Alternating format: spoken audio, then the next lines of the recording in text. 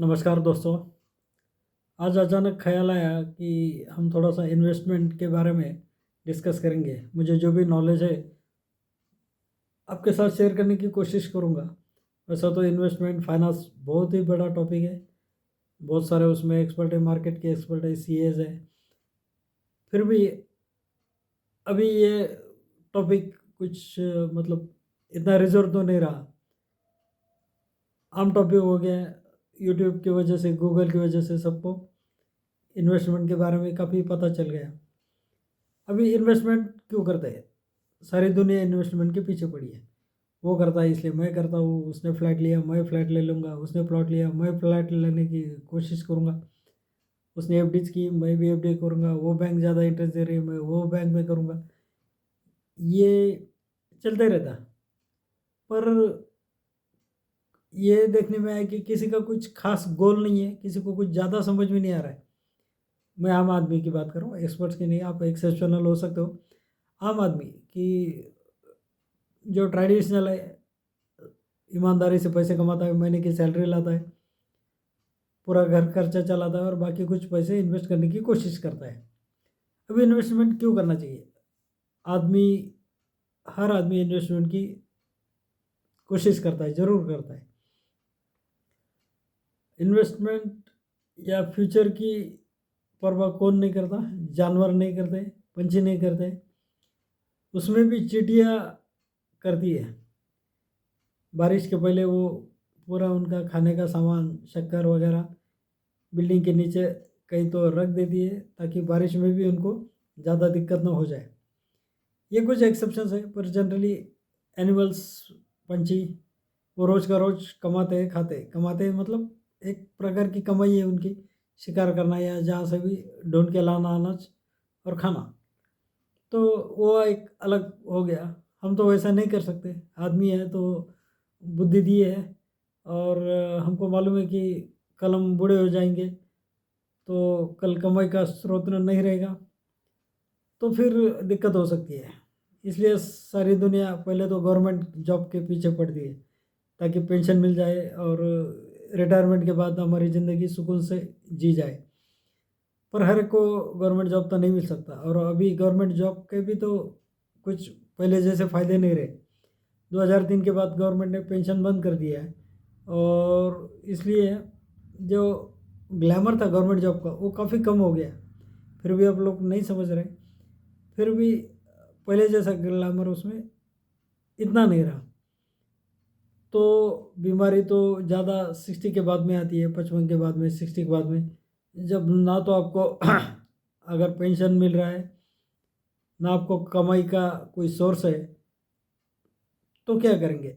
आजकल ये medical insurance बहुत पॉपुलर हो गया है, ये काफ़ी अच्छी सुविधा हो गई है, वो ठीक है। पर उसका जो प्रीमियम है वो भरने के लिए भी तो पैसे चाहिए। मतलब पैसे की ज़रूरत है, हर हाल में, हर उम्र में आपको पैसा लगने वाला है। तो पैसा इन्वेस्ट कैसा करना चाहिए जिससे हमको रिटर्न अच्छा मिल सकते हैं? अच्छा रिटर्न इसका मतलब ये नहीं कि कोई भी स्कीम में पैसा लगा दो जिससे रिस्क बहुत ज़्यादा है और आपके मतलब जो कैपिटल है, मुद्दल है, वो भी डूब जाए इंटरेस्ट के पीछे। तो वैसा नहीं होना चाहिए। अब कितना रिटर्न मिनिमम एक्सपेक्टेड है, इसके लिए हमको एक टर्म समझना बहुत ज़रूरी है, उसको इन्फ्लेशन बोलते हैं। आम आदमी के लैंग्वेज में महंगाई। अब 100 रुपये की चीज़ अगर अगले साल मुझे 110 में मिलने वाली है, तो मैं आज उसको 100 रुपये ऐसी जगह मुझे इन्वेस्ट करने चाहिए कि मुझे अगले साल कम से कम 110 या 112 रुपये मिलेंगे, तो ही मैं वो चीज़ खरीद पाऊँगा। सपोज कोई दवा की स्ट्रिप है, मुझे हमेशा लगती है, तो और दवा के रेट तो बहुत काफ़ी फास्ट बढ़ते हैं, हर 6 महीने में, 3 महीने में बढ़ते हैं। उनका कोई खास रेगुलेशन नहीं है। कुछ खास दवाई है जो जैसे बीपी, शुगर वगैरह, उनके रेस्ट्रिक्शन है। हार्ट की दवाई है तो उनको गवर्नमेंट का रेस्ट्रिक्शन है, बाकी दवा में तो कोई खास रेस्ट्रिक्शन नहीं है। तो आप मनचाहे दाम बढ़ा सकते हो। सिरिंज के रेट वगैरह आप देख लो, प्रिंट बहुत ज़्यादा होती है, बहुत सस्ते में कहीं से मिल जाती है आपको, मेडिकल स्टोर पहचान वाला रहा होलसेल में, तो वो अलग विषय है। पर कहने का मतलब कि इन्फ्लेशन समझना बहुत ज़रूरी है। महंगाई क्या रेट से बढ़ रही है, और हमें जो रिटर्न चाहिए, हम जो पैसा इन्वेस्ट करने वाले हैं उसका रिटर्न हमको इन्फ्लेशन से ज़्यादा चाहिए, तो ही हम सही मायने में उसको इन्वेस्टमेंट कह सकते हैं। अभी इन्वेस्टमेंट के पॉपुलर तरीके जो पारंपरिक है वो तो या तो एफडी है बैंक में, या पोस्ट में सेविंग स्कीम है। बैंक से पहले भी पोस्ट की स्कीम्स बहुत ज़्यादा पॉपुलर थी। आज भी जो आम आदमी है जिसको ज़्यादा नॉलेज नहीं है इसके बारे में, जो एडवांस मोड्स है रिटर्न देने के, उसके बारे में, जैसे शेयर्स है, म्यूचुअल फंड है, उसके बारे में ज़्यादा मालूमात नहीं है, या मालूमात है फिर भी वो डरता है कि मेरे पैसे डूब ना जाए, शेयर मार्केट जैसा कि लोग गैम्बलिंग समझते हैं, तो फिर वो आदमी उससे दूर ही रहता है।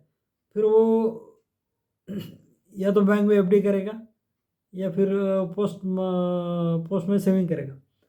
बैंक में एफडी के अलग अलग टाइप्स होते हैं। पहले तो 6 महीने 1 साल के कम से कम करना पड़ता था, आजकल 15 दिन की एफडी की सुविधा भी हो गई है। और आजकल सेविंग में भी काफ़ी अच्छा इंटरेस्ट मिलने लगा है।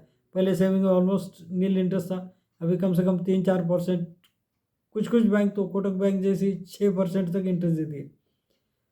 तो ये हो गई सेविंग की बात। अब एफडी का भी एक चीज़ हमको जानना ज़रूरी है कि अगर मैंने 6 महीने के हिसाब से 6 महीने के लिए मैंने बैंक के पास एफडी कर दी, 12% इंटरेस्ट है, मतलब 1 लाख रुपए अगर डिपॉजिट किए तो 6 महीने के बाद मुझे 6,000 रुपये एक्स्ट्रा मिलेंगे। 1 लाख रुपए का 1 महीना, उस हिसाब से 6 महीने के 6,000 रुपये मिलेंगे। ये मैंने बैंक को एश्योर किया मुझे 6 महीने पैसे रखना है। अब मुझे 5 महीने के बाद पैसे की ज़रूरत पड़ी, तो बैंक क्या करेगा, पैसे तो देगी मुझे पर 2% कम से देगी। मतलब 12% तय हुआ था, बैंक बोलेगी नहीं नहीं अभी मैम आप बीच में पैसे निकल रहे हैं, हम 2% कम देंगे, मतलब 10% से आपको पैसा रिटर्न करेगी। तो वो मोटा मोटी रकम कुछ 4,000 1,500 वगैरह ऐसे कुछ होगी। मतलब आपको 700-800 रुपये का लॉस सहना पड़ेगा। लॉस इन द सेंस जो आपको इंटरेस्ट मिलने वाला था उसमें नुकसान, मुद्दल में नहीं, कैपिटल में नहीं, पर ये जो इंटरेस्ट मिलने वाला था उसमें। अब ये बैंक में क्यों किया, क्योंकि आपने बैंक को एश्योर किया था हम 6 महीने पैसे आपके पास रखेंगे।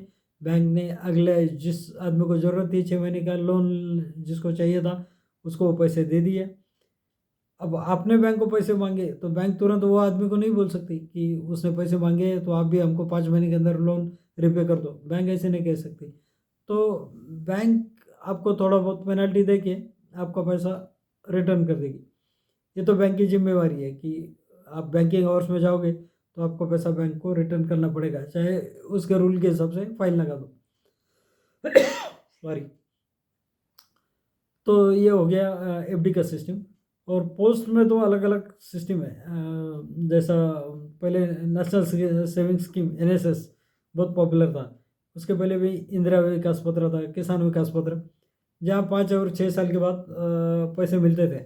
अभी भी स्कीम्स चालू है, अभी भी कॉमन आदमी खास करके विलेज में बहुत पॉपुलर है स्कीम्स।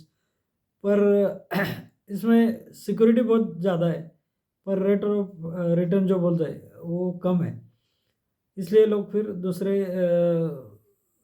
बैंक सर्च करते हैं जहाँ इंटरेस्ट ज़्यादा मिले।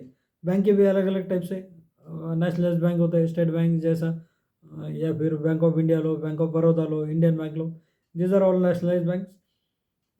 यहाँ आपको थोड़ी बहुत दिक्कत हो सकती है सर्विस में, पर एक पैसे की हेरा फेरी नहीं होगी। जो रेट तय है वो तय से आपके पैसे मिलेंगे, जिस तारीख को तय है उस तारीख को मिलेंगे।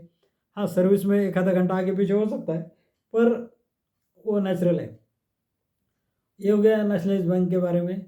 उससे ज़्यादा इंटरेस्ट आपको कुछ प्राइवेट बैंक्स देंगे, जैसे HDFC है, ICICI है, एक्सिस बैंक है। उससे भी थोड़ा ज़्यादा इंटरेस्ट चाहिए तो शायद आपको कोऑपरेटिव बैंक्स देगी। पर जैसा जैसा आप ज़्यादा इंटरेस्ट की तरफ बढ़ोगे वैसे वैसे आपकी रिस्क बढ़ती जाती है।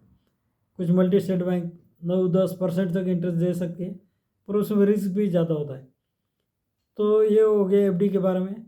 और पोस्ट के बारे में, पोस्ट का रिटर्न जनरली ज़्यादा होता है, पर ज़्यादा मतलब 7%, 7.5% ऐसा होता है। तो लेकिन पोस्ट की एक दिक्कत है कि आपको या तो मंथली उसमें करना पड़ता है, रिकरिंग डिपॉजिट आरडी बोलते हैं, तो वो बहुत पॉपुलर है पोस्ट में आरडी, रिकरिंग डिपॉजिट। पर उसमें आपको 6-7% कुछ इंटरेस्ट मिलता है साल का। वो फ्लेक्सिबल होता है, मतलब वो रेट्स चेंज होते रहते गवर्नमेंट है, साल में 2 बार वगैरह उनके हिसाब से चेंज होते हैं। उसमें एक मज़े की बात है कि जो एजेंट आपके पास कलेक्शन करने के लिए आता है उसको महीने के 100 रुपये के 4 रुपये मिलते हैं मेरे नॉलेज के हिसाब से। और गवर्नमेंट कैसे देती है मुझे पता नहीं, क्योंकि इन्वेस्टर को खाली 70 पैसे देगी, और जो आपको पैसे आपसे कलेक्ट कर रहा है उसको 4 रुपये देगी। और मतलब मोटा मोटी 4 रुपये और ये 70 पैसे, 4 रुपये 75 पैसे या 5 रुपये पकड़ लो। 100 रुपये पे 5 रुपये गवर्नमेंट कैसे दे सकती है? या तो मेरी जानकारी गलत है, या फिर गवर्नमेंट बहुत ज़्यादा लॉस करके मोटिवेशन के तौर पर, मतलब जो लेडीज़ है या जो एजेंट है उनको घर चलाने के लिए कुछ सहायता होनी चाहिए, उसके लिए देती होगी। पर ये है, तो ये हो गया जनरल इन्वेस्टमेंट के बारे में।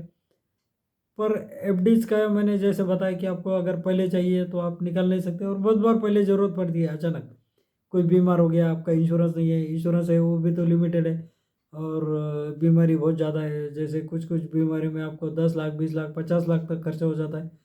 तो ऐसे वक्त में आपको पैसा चाहिए। तो पोस्ट में भी वैसा ही है कि आप बीच में अगर पैसे निकालोगे तो आपको नुकसान झेलना पड़ेगा, इसलिए वहाँ रिटर्न कम है, सिक्योरिटी ज़्यादा है। इसलिए लोग ऐसे मोड्स देखते हैं जहाँ थोड़ी बहुत सिक्योरिटी कम हुई तो भी रिटर्न्स ज़्यादा होंगे। तो उस इंस्ट्रूमेंट के बारे में अगले वीडियो में चर्चा करेंगे। तब तक के लिए गुड बाय, थैंक यू। आपको अगर वीडियो अच्छा लगा तो शेयर करना मत भूलिएगा, चैनल सब्सक्राइब कीजिएगा, क्योंकि अच्छे अच्छे टॉपिक पर कुछ वीडियोस लाने की मेरी कोशिश रहेगी। और कमेंट्स भी ज़रूर कर सकते हैं आप। Thank you, bye.